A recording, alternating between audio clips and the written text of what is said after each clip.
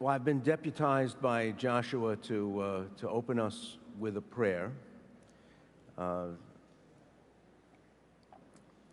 heartfelt but not professional, I guess you'd have to say. Dear Lord, in this Advent season, this season of preparation, give us a discerning mind to be open to discuss a preparation for a new church in a changing country. Amen. This makes something in the neighborhood of 25 years that I've been doing this, and somewhere along the way I just figured if you keep asking, I'll keep saying yes, and that'll be our deal. Many times since Jim Donald first asked me to give an Advent talk, I've reflected on the fact that he intended for it to be light, to remind people that they should make a pressured, overcommitted, overspent time of the year for so many families a little easier on themselves. But it seems like that's not the assignment at this troubled moment, with Omicron making the rounds, about 800,000 Americans dead from COVID, and a couple of years of tension and rage in the rearview mirror, but still very much with us. It seems a little beside the point to be making Martha Stewart jokes or encourage you to relax and enjoy the season.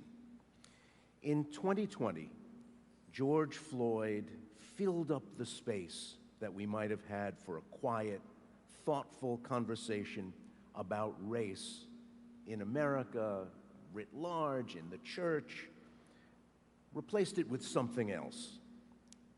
This year, in just the past few weeks, we saw a Georgia jury convict 3 men for killing a guy they saw jogging through a neighborhood. And we saw a jury in Wisconsin acquit a boy who appointed himself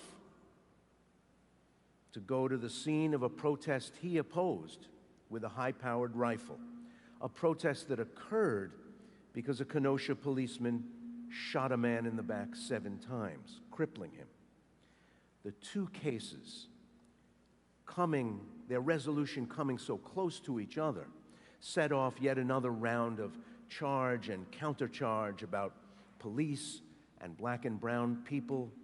And in the Arbery case, an implicit airing of the assumption on the part of many white men in this country that if they tell a black man to do something, he is obliged to do it, or else he is the one who's being transgressive. It's an unspoken assumption that lives side by side with the conviction that there is, in a mirror image, nothing that a black man can tell a white man to do that he is similarly obliged to do. How deeply embedded are those twin ideas about who gets to tell who what to do? They were on display in the defense the 3 men's lawyers mounted, on display in the assumptions they made when they called 911. And the operators told them, don't do that. Don't keep chasing this guy. We will take care of it. And then, again, breathtakingly on display, when Ahmaud Arbery was on the ground, still alive, writhing, moaning. And the sheriff's deputies who responded to the scene didn't scramble to get a man who might have been savable help, but busied themselves making sure his killers were all right, talking to the 3 men about what had happened, consoling them, mentioning that they should get cleaned up. During the early years of Black Lives Matter, some Americans recoiled and, of course, almost predictably gave the facile reaction, hey, all lives matter. Because it never occurred to them or they could not admit that it had occurred to them, that insisting on the value of the lives of black people did not mean, never meant, that other lives don't matter. It was a particularly American assertion, and has always meant that a country that has rarely valued the lives of black people in its nearly 250-year history has to remind itself that black lives matter. It's why you have to say so. It's why repeating the phrase operates as a kind of correction to some bad code in America's DNA. I found it interesting to watch some white people, obviously not all, squirm at the phrase Black Lives Matter. Occasionally amusing to watch this as people tied themselves into knots trying to deal with that simple declaration. You almost had to assume they didn't think so. And here we are, still wrestling with what it all meant, what it all means, what it will mean to a country that in the 2040s will have a majority that is descended from people who came here from Africa, Asia, and Latin America rather than Europe for the first time ever in its history. So far, our ability to talk about this, to observe to each other when race matters, when it intrudes, when it doesn't, has been well short of the mark. As I've mentioned in this forum before, too many people hear observation as accusation. So even the most unremarkable observation, grounded in fact about the realities and life chances of Americans of different races, is taken by defensive listeners as an accusation of the person's own lack of virtue. Wait a minute, are you saying I'm a racist? Well, maybe. I was reading a social media thread on systemic racism. That was really my first mistake, but go with me here. I was reading this thread on social media. During COVID, it's a way of seeing what people are thinking, what they're saying, what's on people's minds, without having to get right in their faces and get yelled at about wearing a mask. When I jumped into this conversation about the existence of systemic racism, I noted we casually and consistently refer to the healthcare system, the educational system, the judicial system, the banking system, and then when they're shown to act in racially injurious ways, we deny that there is systemic racism, even though all these systems are systems. We're comfortable talking about the banking system. One man was angry that I thought that banking had problems in this regard, and he asked, do you think banks would hamper their own ability to make money or forego profits in order to be racist? This is a blind transaction. I pointed out that at any given credit score, low, medium, and high, black borrowers are more likely to be offered less favorable mortgages. I pointed out that at the same size of home purchase, size of loan, size of down payment, a black borrower was more likely to be offered a mortgage with a higher interest rate, more likely to be offered a non-conventional loan. Looks like a systemic problem to me, and one that goes directly to black families' ability to use real estate as a repository of value, as a performing asset on a family balance sheet in order to create wealth, something white families have done unremarkably in this country for decades. He didn't buy it. He denied it was happening. And to that, there really isn't that much to say beyond observing how American a reaction it is. We have dedicated ourselves here to the task of addressing these ills in our society, and that's a good thing. And it's a necessary thing, so yay us, right? If you can still, without damaging your rotator cuff, Pat yourself on the back. And I'm not being sarcastic when I say that. The leader of our church, the first among equals among our bishops, is a black man who preaches in the African American tradition, elegantly code switching between the cadences and grace notes of centuries of black preaching in this country, and turning on a dime to quote dense scholarly writing about our history and theology, and at the same time unapologetically names, calls out racism for exactly what it is, a grave sin, and teaches how it is a betrayal of gospel truth. And again, ladies and gentlemen, Michael Curry, and again, yay us, right? Because of a particular mix of history and circumstance, accident and intention, the Protestant Episcopal Church in the United States of America is overwhelmingly white. A white church in a diverse, globe-straddling community of churches. Because ours is a church of empire, cast your eyes across the map and see where there are other big Anglican churches.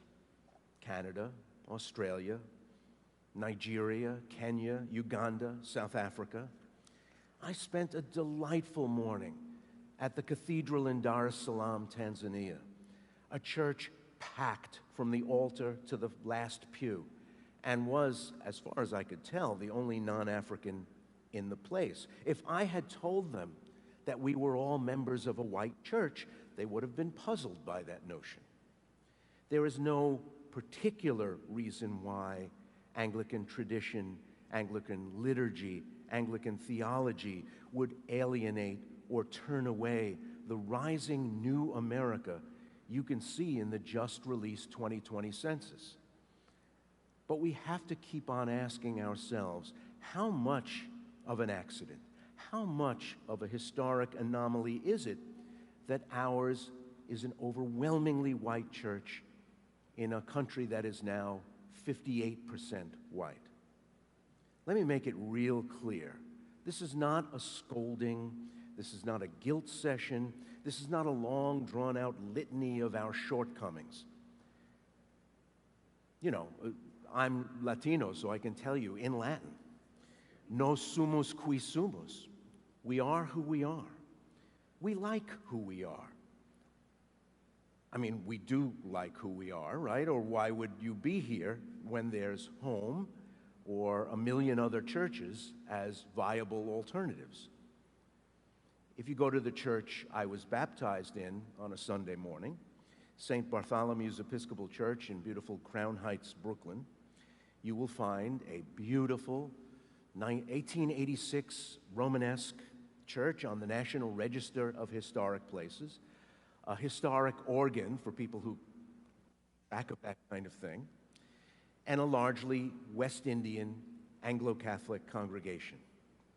When all the churches of the Diocese of Long Island head to Garden City for Cathedral Day, from Red Hook in the west to Montauk Point in the east, the people of St. Bartholomew's might feel like they are members of a white denomination, but they don't feel that way on their home turf in Brooklyn on Sunday morning. The church where I started Sunday school and where my kid brother was baptized, Church of the Holy Spirit, is home to a tiny, vestigial, separate, white, English-speaking congregation, and is basically a Chinese church, with a Chinese sign out front and in little letters along the bottom, English service, 9 a.m. Who are we in 2021? Who are we really? That old image of prep schools and white shoe law firms and country clubs and summer homes never really entirely matched the reality of the Episcopal Church to begin with, but God knows it matches it even less now. Will some of this take care of itself? Will some of this change come organically, just as some of the congregations in this diocese, are increasingly Central American, and many congregations in this diocese are historically and almost entirely black. The church nationally is 90% white, 4% black, 2% Latino. So when you're looking at Episcopal USA from a cruising altitude of 30,000 feet, those are not encouraging numbers in a country that's not going to have a white majority in 25 years. When you come down to the ground from that cruising altitude, that 90% white church becomes even more intensely segregated. It's more likely that congregations that have significant black membership are, in fact, all black, and congregations with significant Latino membership are all Latino, or have Latino congregations within a congregation. So is our challenge to be more in sync with America 2050 even steeper than we're admitting to ourselves? Only 14% of Episcopal congregations nationwide are integrated. That's 1 out of 7, roughly. The Pew Forum on Religion in Public Life says those are the numbers. Before we rend our garments and put on sad faces, we can talk about historical reasons for that, how the trajectory has been different in the United States from other former British colonies, but we don't have to spend too much time on that. We change what happened in this country to get us to today. There are no 18th century do-overs, there are no 19th century do-overs. We can't change what happened in this country after the Constitution of the fledgling Episcopal Church was drafted just a few blocks away from where the Constitution of the fledgling United States was drafted. The country now is changing right under our feet.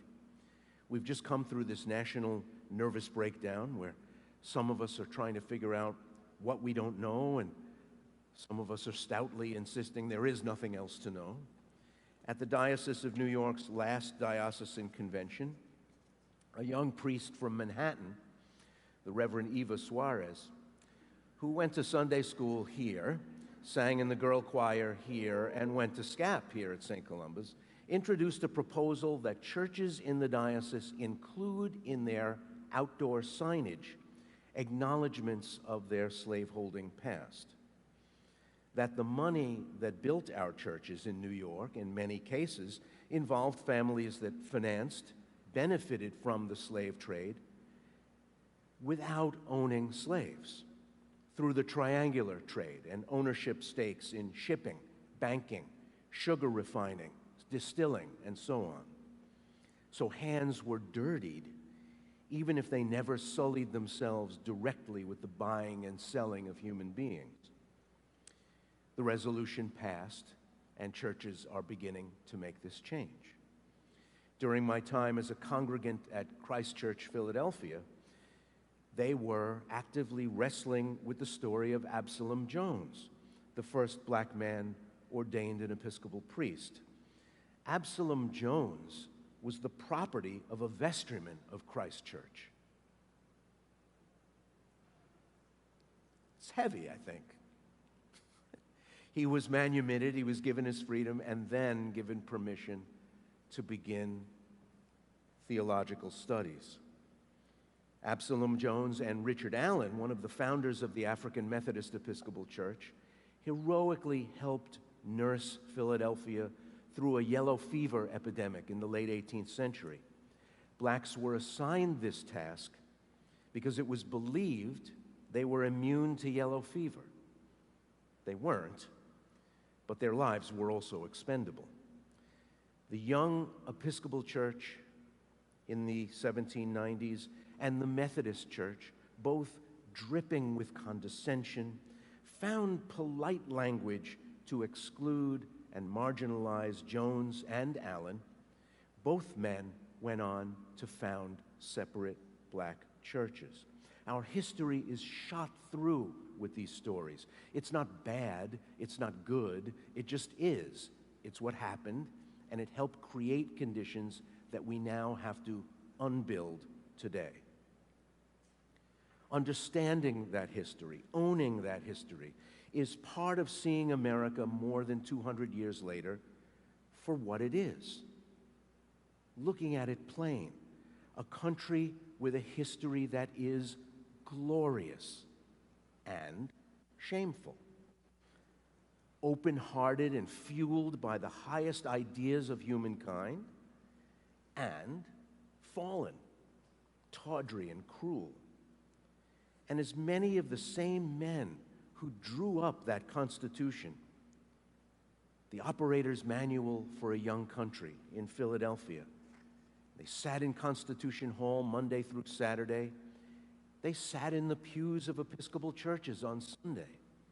We are part of that story, not separate from it, not regarding it from a distance. And at the same time, those decisions our forebears made early on made the black church into a haven, a refuge, a relief from the battering and indignity and condescension and exclusion of trying to be part of God's people with white people. The black church didn't come about for no reason. It came about for very particular reasons. If people have to leave your church just to be whole, just to be human, you've got a problem. And as we learned recently with our program on the history of Tenleytown, it's not part of some long-dead, remote past, but a past that happened in the lifetime of people we know. People like George Fletcher, who was a member of this church throughout his long life and remembers the clapboard chapel being taken down and this building being built on Murdoch Mill Road. So what does that mean going forward? You're nice people. I can personally attest that you are nice people. You didn't get out of bed this morning figuring out how to get a leg up on people of other races or ethnic backgrounds. Your every waking moment is not fired by racial animus and anger over the way America is changing. You're not marching in torchlit parades around statues of Robert E. Lee. You're nice people. What could, what should an Episcopal church ready for 2050, ready for 2100, look like, feel like, sound like? We're now more adept at consciously and intentionally using the language of welcome, the language of inclusion. But what are welcome and inclusion? We use them frequently together. We use them as if they're interchangeable. But are they really? Is welcome the same thing as inclusion? Think about it as someone who's just arriving through the back door over there, or the door on Albemarle Road. Is welcome synonymous with inclusion if you decide to come back for a second Sunday? Embedded in the DNA of these two slightly different terms, is there a distinction we have to wrestle with as we move forward together as a congregation? We worship the way we worship. We sing the way we sing. Through the year, we can hear beautiful works from the Western classical tradition played right here. Violin, organ, oboe, harpsichord, flute. It's not for everybody. But it's for us. Our prayer book has for centuries, since Cranmer, been one of the glories of the English language. A few years ago, Bishop Buddy was here and talked about how these aspects of our corporate life that we take for granted may in fact be impediments to becoming the kind of inclusive church we want to be. But boy, are we ready to jettison those things? How much of that can we surrender, still be ourselves, and still be open to people who want to come through the door? This is not easy. It's a reminder of how deeply rooted these questions are, not in the love of Jesus, not in our willingness or lack of willingness to make disciples of all nations, but historical accident, personal preference, and culture. And it's okay to admit that, too. We have, in fact, we require a learned clergy. If you pick up the bulletin, you'll find that Joshua has a PhD.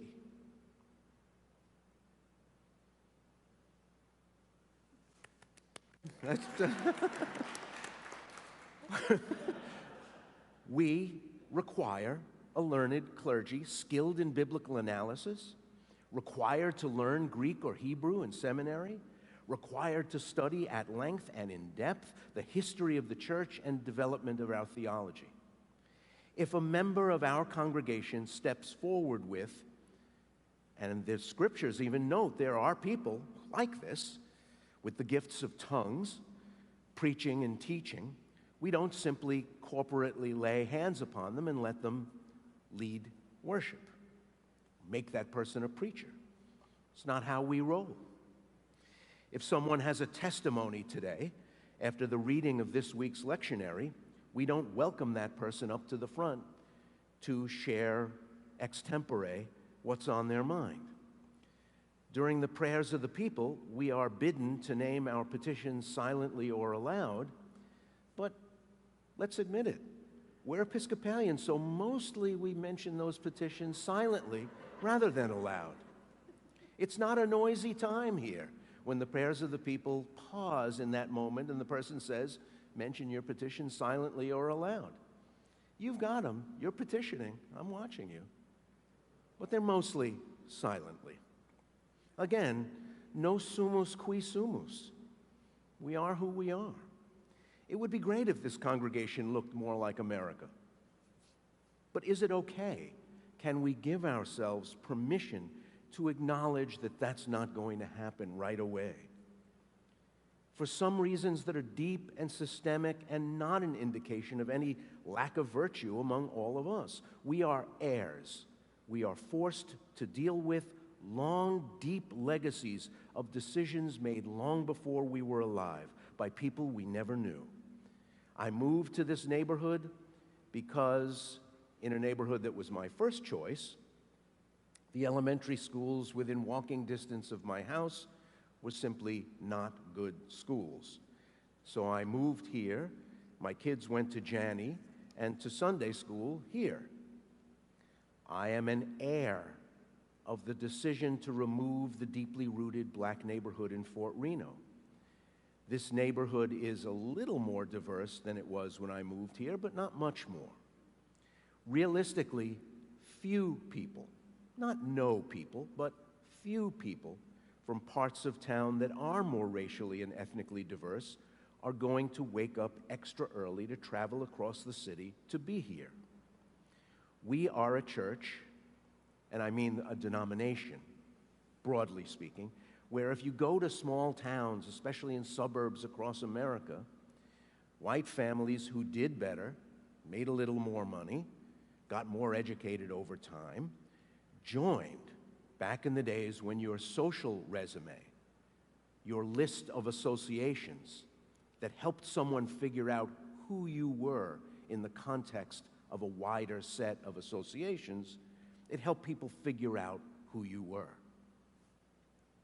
When I've worshiped at Grace Church in Manhattan, I've seen the memorial plaques for the 5 mayors that are buried there. When I went to Christ Church every Sunday, I passed George Washington's pew to sit in my own, though nobody thinks of it as Ray Suarez's pew. The history of establishment hung on long after the Bill of Rights killed the legality of establishment, both with a capital E and a small e. But what's important now? At long last, what's important? Now that there is no social sanction for not being a member of a church at all, of a Sunday sacramental life that includes coffee and a long linger over the Post or the Times, what makes us choose one place over another? I would suggest there's a hierarchy of values. Some things are just more important than others that made you come here in the first place, that kept you coming here over time. If diversity was the most important thing to me, I'd have to go somewhere else rather than to the church that's near my house. I don't know how many of you went to the revival meeting the presiding bishop and Bishop Buddy had here in Washington before COVID. More Jesus, more love. Doesn't sound like us, but I went. I sat with a West Indian congregation behind me and a Central American congregation right in front of me. In part, I'm going to bust myself here, because I couldn't find where St. Columba's was sitting when I got there. So I sat with whoever I sat with, and it was great. The service was half in Spanish. Bishop Curry's Stemwinder service was simultaneously translated in Spanish. The service music was led by a gospel choir, and you'll have to forgive me if I came away saying, "We got a problem? What's the problem?" If every Sunday was like more Jesus, more love, we'd have 10 million members, not a million. I thought we need more afternoons just like this. We've got to navigate our path through the American future and ask hard questions of ourselves about what's the difference between something that's a habit and something that's essential. What's gospel and what's merely culture? We have to ask the difference between our comfort and our assignment. Are we bold about telling the truth about ourselves and asking questions about how we got to be who we are? I mean, being an Episcopalian is really important to me. It's important to who I am, important to who I think I am. And I can recognize that getting to that future church, Episcopal 2050, is going to be hard. It's going to be hard for the country, and it's going to be hard for that small subset of the country that's us. The country has changed a little, but not much, since Dr. King called this the most segregated hour of American life. And it's not just us. We've got a particularly acute case of it, but we're hardly alone. In the Gospels, Jesus asks his friends, in the King James Bible, who do men say that I am? But let's de-man it for a moment. Who do people say that I am? And think about how cool that question is. I mean, you are a singular being in the history of planet Earth, and you're hanging out with your friends, and you ask, who do people say that I am?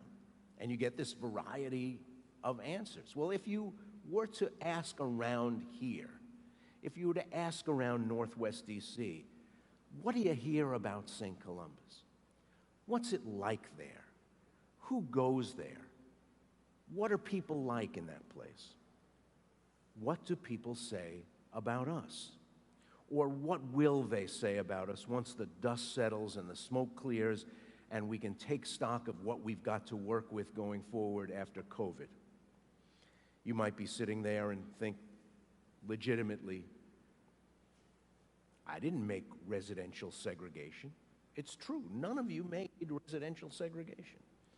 I didn't make the totally crazy decision that the Episcopal Church made to not do what the Methodists did and follow the frontier west. I didn't do that, and you would be absolutely right, you did not do that. Leaving our church clinging to the eastern U.S., historically weak in many of the fastest growing places in America right now. I didn't keep throwing logs on the fire in our family fights, fanning the flames so that the only thing you ever read in the paper or hear on the news about the Episcopal Church is about gay clerics and departing dioceses and multi-million-dollar lawsuits. I didn't do that. It's true. None of you did. But let's be honest about ourselves, to ourselves, and the very tall order that faces us now, the big challenge that we have to navigate the way the country is changing and the aspirational idea about who we want to be, both writ large as a denomination and writ small as a congregation. Let's acknowledge what's real about the hand we were dealt by history and the cards we have to play in 2021. There are some things we don't have control over. And trying to be a diverse congregation in a 90% white denomination in a growing but highly segregated city is really hard. Let's be honest about the reality that there are push and pull factors, 1,000 reasons why people end up at our front door. Some of them have only a little to do with our example of love, or our ministries, or the Pentecost flames that burn on all of your heads. When someone walks through the door, what do they see? Will they say, here's a place where I will be comfortable. Here's a place that'll be good for my kids. Here's a place where I can picture getting old. In marketing and hospitality, they talk about the user experience. And it's often considered a not cool thing to talk about church in those same terms because we're doing something different here. We're teaching eternal values and spreading the gospel and that stuff, and we are. But the user experience still matters. If that makes you uncomfortable or sounds too crass, sorry, you got to go with me here. If someone comes here and never comes back, we won't have the chance that we wanted to deliver the good news. We won't get to learn and share and rejoice and mourn with that person, a longitudinal relationship, because we won't see them and we won't be with them. In real life, it's sometimes true that we never had a shot with them. That's true. I know members of my own extended family who would find what we do here a total snooze. Too heady, not enough excitement, the songs are too hard to sing. But do we need to give ourselves a fighting chance with the people that we do have a shot with? When I first walked through the door here, my family was still in Chicago. I was by myself. I liked it. When they finally came east and we found a house here, I was glad it would be easy to come here. I never imagined being an empty nester here. I never imagined having gray hair here. It just happened. When someone hits our front door, they may say to themselves, lots of white people. And that's okay because that's true. But if they say white church, that means something else. And that might be a problem. That may not be good news. I was talking to the rector of a large multicultural Episcopal church in Baltimore, and she talked about the real-life demographic stuff, changing neighborhoods, changing populations in her part of the city. But she also talked about intensive boldness as her approach to building a congregation in a neighborhood in the midst of change. If we want to defeat geography and the confines of geography, we're going to need a little bit more intensive boldness, which is admittedly not the phrase that comes to mind when people are asked to think about Episcopalians. Intensive boldness. Intensively polite, maybe. But, and that's not bad necessarily. She said 20% is the tipping point for really being a multicultural congregation in a sustained, longitudinal way that makes both the 80% and the 20% feel included, feel like full stakeholders and full participants. That inclusion is not something that's just slapped on like an applique, but something that's really part of the weave of the place. We have a long way to go here to reach 20%. We have a long way to go in the Episcopal Church writ large and in American churches in general. We have to be where the culture is. We have to be where the country is. Now, we've always been a place, St. Columba's, people are willing to travel to get to. I mean, as I look out, probably a minority of you live in Tenleytown or AU Park. I don't know what the numbers are like now, but when I was a vestry member, we had members who lived in 30 zip codes. So we know how to do that part of it, to be a place that people are willing to travel to get to. And if this part of town stays pretty much the way it is, in order to be a diverse church, we have to become a place that people are willing to travel to get to. There's really no other option. I begin every day convinced that more people in this country would love to be us, be with us, be part of us, be part of what we do here, would love what we have to offer, and would be happy and fed and sustained with us. But they're not here. There are barriers, and we haven't figured out yet how to negotiate those barriers.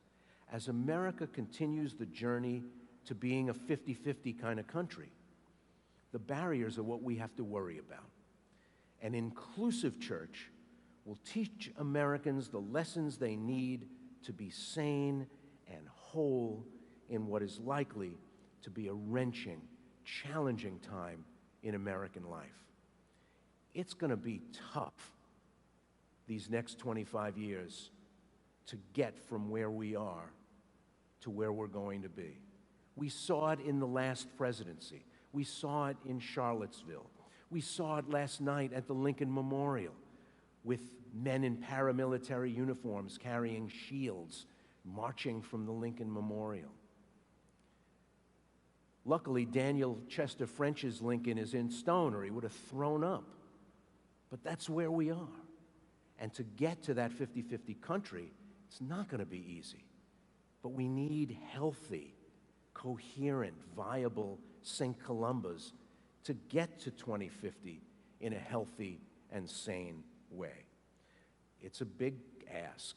It's a tall order, and I don't mean for a second to minimize what it's going to take for that to happen, but we do have to get there, or else this snarly moment is not just going to be a snarly moment in American life, it's going to be snarly decades until we reach some sort of new equilibrium. So, there's even a few minutes left for questions. Thank you.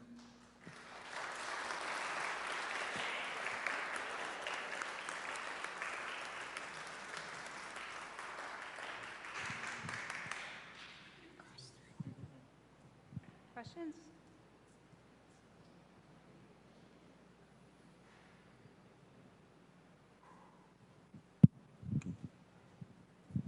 And I didn't mean to leave out your church, Ledley. Ledley was a rector at a wonderful Philadelphia parish with Charles Wilson Peale in the graveyard. I mean, portraitist of presidents. And actually, right next to his sanctuary. So Christ and St. Peter's were the same church back in those days, and Absalom Jones was both married and ordained deacon at St. Peter's. But that's not why I'm...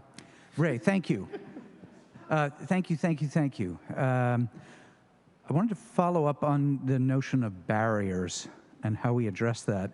And one of the things that we experienced is that this fall we had a Halloween treat, what do we call it, a Halloween trunk party. And we promoted it on Facebook as a free event for kids and all ages. And a whole lot of people came from different neighborhoods, a whole lot of people who were predominantly people of color and from a different economic background than your average Tenleytown AU member. And it was As Amy Molina Moore said, I've never seen so many black and brown people at St. Columba's all at the same time. And so we bumped into a way to get around at least a barrier. And we're wondering about other events that we might host that could have a similar effect. And then we wondered, well, what would we need to do in order to actually be ready so that, as you distinguish between coming once and then choosing to come again is a different thing. And I wonder if you have any thoughts about how we collectively get ready. You know, I think about that and I worry about that. Sometimes it's posited that just the way we do what we do is the barrier itself. So don't be so tied to the Book of Common Prayer. Don't be so tied to your liturgical tradition. But then we wouldn't be entirely us anymore. We would be trying to do something else because we perceive it to be popular or something. But at the same time, if those things make it harder for people to connect with what's essential about being a part of this place, do we have to find a way to lower the barrier, lower the threshold? I think a lot of people would be very uncomfortable with that in practice, even if it has some appeal in theory.